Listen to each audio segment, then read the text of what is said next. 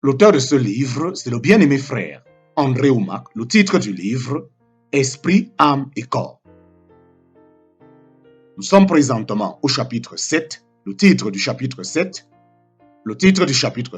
Une rédemption éternelle. Le titre du chapitre 7, Une rédemption éternelle. Chapitre 7, petit 2. Une seule fois. Une seule fois. Dieu veut vraiment que nous comprenions ce point. Ce n'est pas en effet dans un sanctuaire fait de main d'homme, simple copie du véritable, que Christ est entré, mais dans le ciel même, afin de paraître maintenant pour nous devant la face de Dieu.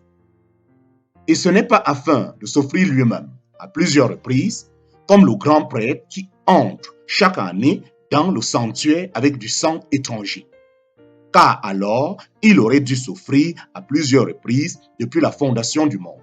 En fait, c'est une seule fois, à la fin des temps, qu'il a été manifesté pour abolir le péché par son propre sacrifice.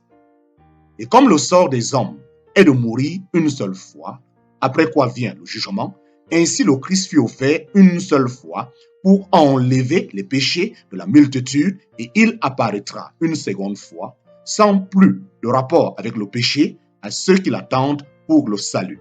En parenthèse, Hébreux chapitre 9, versets 24 à 28. Les sacrifices de l'Ancien Testament étaient offerts constamment, mais Jésus est entré une fois dans le lieu saint où il présentait son seul sacrifice. Puisqu'un homme ne meurt qu'une fois, lui aussi a souffert une seule fois. Son sacrifice a payé pour le péché à jamais. Les sacrifices de l'Ancien Testament ne pouvaient pas obtenir ce que Jésus. Les sacrifices de l'Ancien Testament ne pouvaient pas obtenir ce que celui de Jésus a obtenu. Ils n'étaient que des ombres temporaires des réalités éternelles à venir, ne possédant que l'esquisse des biens à venir et non l'expression même des réalités. La loi est à jamais incapable, malgré les sacrifices toujours les mêmes, offerts chaque année indéfiniment, de mener à l'accomplissement ceux qui viennent y prendre part. Sinon, n'aurait-on pas cessé de les offrir pour la simple raison que, purifiés une fois pour toutes, ceux qui rendent ainsi leur culte n'auraient plus eu conscience d'aucun péché. En parenthèse, Hébreux chapitre 10, versets 1 à 2. Si les sacrifices de l'Ancien Testament avaient pu rendre le peuple parfait, et si les adorateurs, une fois lavés, n'avaient plus eu conscience de leur péché, il n'aurait pas été nécessaire de les offrir sans cesse. Ce qui n'était pas le cas. Les chrétiens nés de nouveau, eux, n'ont plus à subir le poids de la conscience du péché. Le seul sacrifice du Nouveau Testament a fait ce qui était impossible à réaliser par les sacrifices répétés de l'Ancien Testament. La foi en cette vérité libère de la conscience du péché, car elle vous assure que votre esprit a été sanctifié et rendu parfait à jamais. Dieu ne vous traite pas comme un pécheur, car ce qui compte pour lui, c'est que votre esprit soit né de nouveau. Ça lui suffit. C'est en focalisant vos pensées sur la personne que vous êtes dans l'esprit que vous développez la conscience de votre justice. Cette croyance populaire, je ne suis qu'un pécheur sauvé par grâce, induit en erreur. Si vous êtes un pécheur par nature, c'est que vous devez naître de nouveau.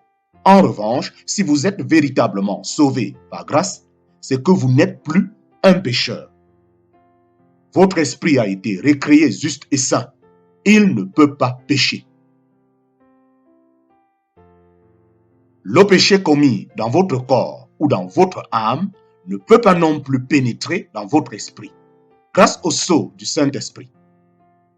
Ne vous approchez pas de Dieu en confessant que vous êtes un pauvre pécheur, mais venez à lui avec assurance parce que vous êtes maintenant la justice de Dieu en Christ.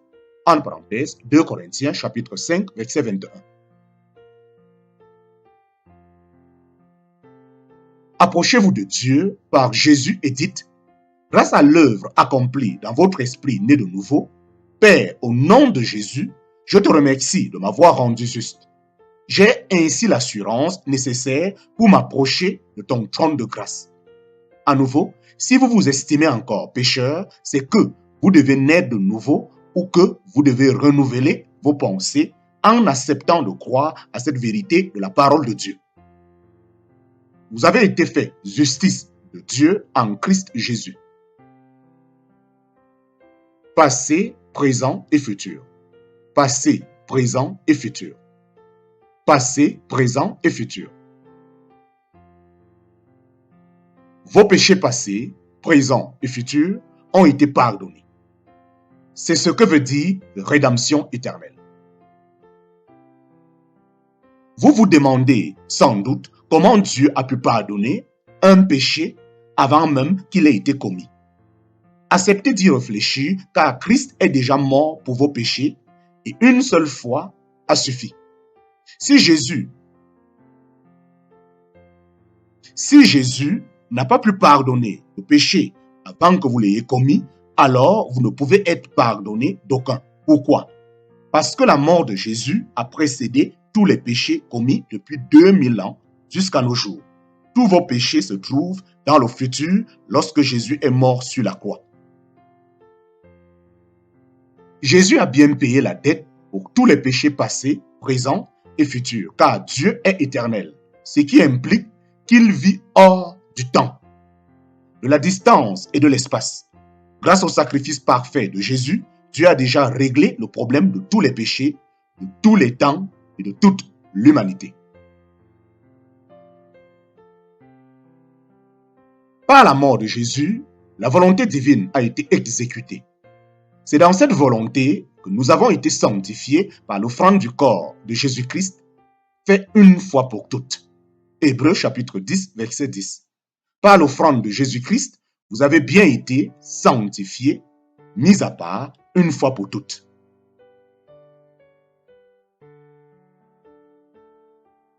Une interprétation erronée de ce verset est à la base de la doctrine de la perte du salut qui prévaut dans certains milieux chrétiens. Cet enseignement prétend que le chrétien qui est né de nouveau depuis 20 ou 30 ans peut perdre son salut s'il pêche et qu'il va en enfer s'il ne le confesse pas avant de mourir. Pour ces chrétiens-là, ce verset signifierait un sacrifice pour tous les peuples. Une interprétation erronée de ce verset est à la base de la doctrine de la perte du salut qui prévaut dans certains milieux chrétiens. Cet enseignement prétend que le chrétien qui est né de nouveau depuis 20 ou 30 ans peut perdre son salut s'il pêche et qu'il va en enfer s'il ne le confesse pas avant de mourir. Pour ces chrétiens-là, ce verset signifierait un sacrifice pour tous les peuples. Cependant, le contexte d'Hébreux chapitre 10, verset 10, prouve qu'il est question d'un seul sacrifice qui sanctifie pour toujours. Remarquez les adverbes de ces 4 versets. Et tandis que chaque prêtre se tient chaque jour debout pour remplir ses fonctions et offre fréquemment les mêmes sacrifices qui sont à jamais incapables d'enlever les péchés, lui par contre, après avoir offert pour les péchés un sacrifice unique, siège pour toujours à la droite de Dieu et il attend désormais que ses ennemis en soient réduits à lui servir de marchepied. Par une offrande unique, en effet, il a mené pour toujours à l'accomplissement ce qu'il sanctifie. Hébreux chapitre 10, versets 11 à 14. La seule offrande de Christ vous a rendu parfait et vous a sanctifié à jamais. Au cas où vous ne seriez pas totalement convaincu, lisons Hébreux chapitre 12, verset 23. Un autre verset tiré du même contexte. De la réunion et de l'assemblée des premiers-nés inscrits dans les cieux. De Dieu, juge de tous, des esprits des justes parvenus à la perfection. Bible version Colombe. Les textes ne peuvent pas être plus clairs. Votre esprit a été rendu parfait pour toujours, pour tous les temps. Le péché ne peut pas vous faire perdre votre justice devant Dieu. Quelle vérité radicale et merveilleuse pour l'Église d'aujourd'hui. Alléluia. Amen.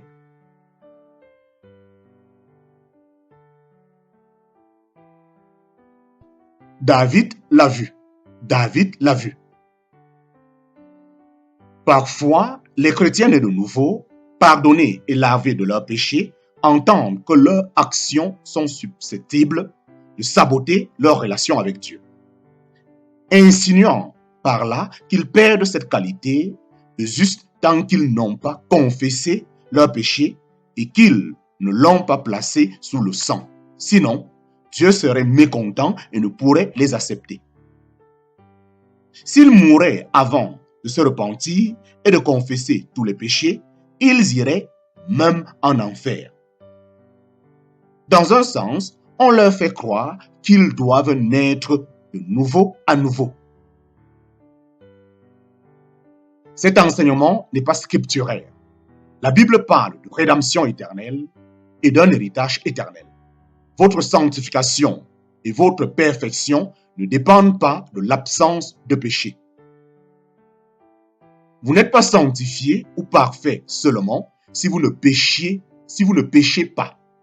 En parenthèse, en réalité, vous péchez fréquemment.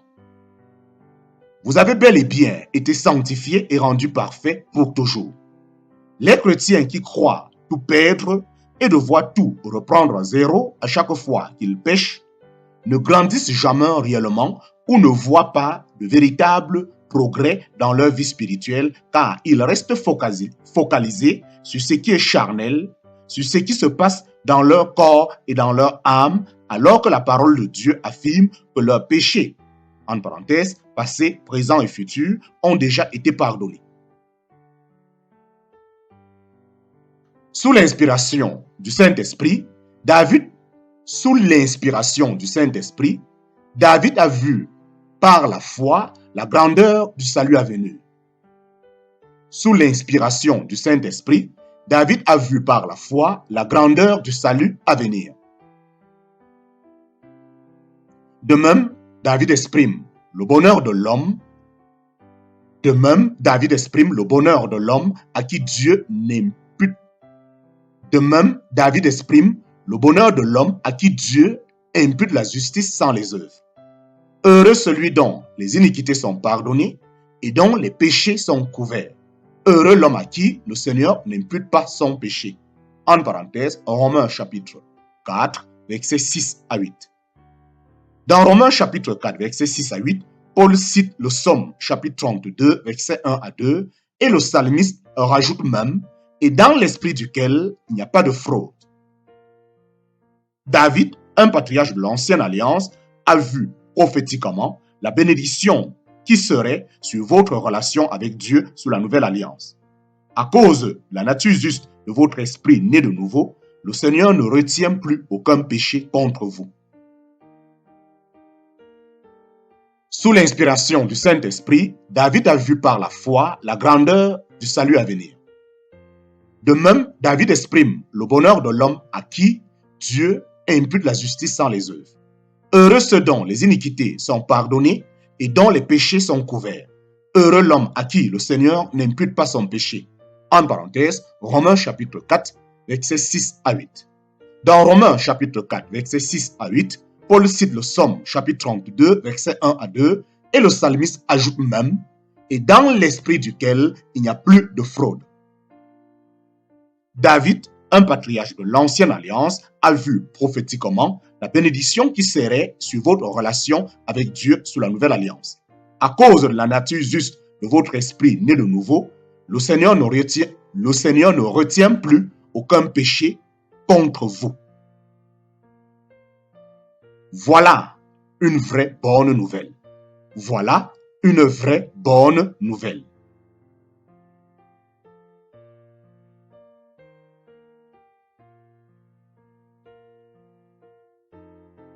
Cet enseignement n'est pas scripturaire. La Bible parle de rédemption éternelle et d'un héritage éternel. Votre sanctification et votre perfection ne dépendent pas de l'absence de péché. Vous n'êtes pas sanctifié ou parfait seulement si vous ne péchez pas. En parenthèse, en réalité, vous péchez fréquemment.